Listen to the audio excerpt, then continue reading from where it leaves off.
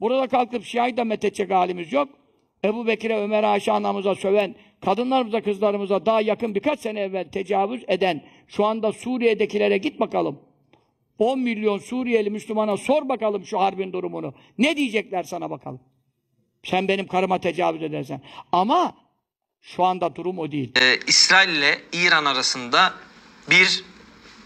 şu anda bir sıkıntı var. Peki arkadaşlar, burada çoğu Müslüman şu anda ikilemde kalıyor. Biliyorsunuz biz yıllardır İran'a burada reddiyeler yaptık. İran'ın ne kadar pislik bir ülke olduğunu söylüyoruz. Hala da söylüyorum, bak pislik bir ülke diyorum. Niye? Sahabeye, 4 halifeye, tabi Hazreti Ali'ye laf etmez onlar. Etmeyecekler tabi, kimseye demezler de. Hazreti Ali'ye laf etmez onlar. Etmeyecekler tabi, kimseye demezler de. Hazreti Ebubekir'e, Hazreti Ömer'e, Hazreti Osman'a, Hazreti Ayşe validemize ettikleri laf. Özellikle İran'ın yöneticileri, halkının da birçoğu biliyorsunuz sahabeye etmedikleri hakaret, küfür kalmamıştır. Biz de bunlara yıllarca zaten gereken sözümüzü söyledik. Müslümanlar ve İran halkı arasında nifak yaratıp İslam birliğini bozmaya çalışanların kimler olduğuna bir bakınız. Bilin ki bu kişiler düşmanın görevlileridir. Ya kendileri direkt düşmandan bilerek emir alıyorlar ya da bilmeyerek onların kuklaları olmuşlar. Başka açıklaması olamaz.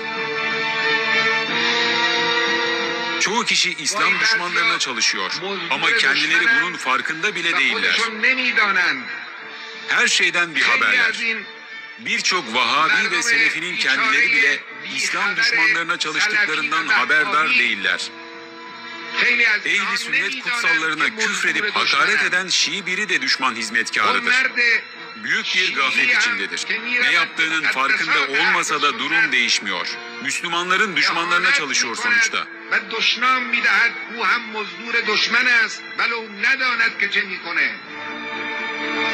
İster Sünni ister Şii olsunlar. Bu tip kişiler ne yaptıklarının farkında değiller gerçekten. Gafletteler, anlamıyorlar. Düşmana çalıştıklarının farkına varmıyorlar. Biz İslam'a uygun bir şekilde yaklaşıyoruz.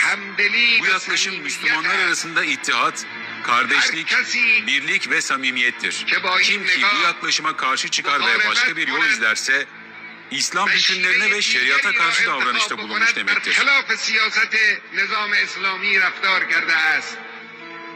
Müslümanların milli ittihadını mezhep bahanesiyle yok efendim bu Sünni, bu Şii diyerek bozmaya çalışan birilerini görürseniz, Şii ve Sünni Müslümanlar arasında nifak, bölünme ve ayrım yaratmaya çalışanlar, ister Şii olsun, ister Sünni, bilin ki bu kişiler İslam düşmanlarına hizmet ediyorlar.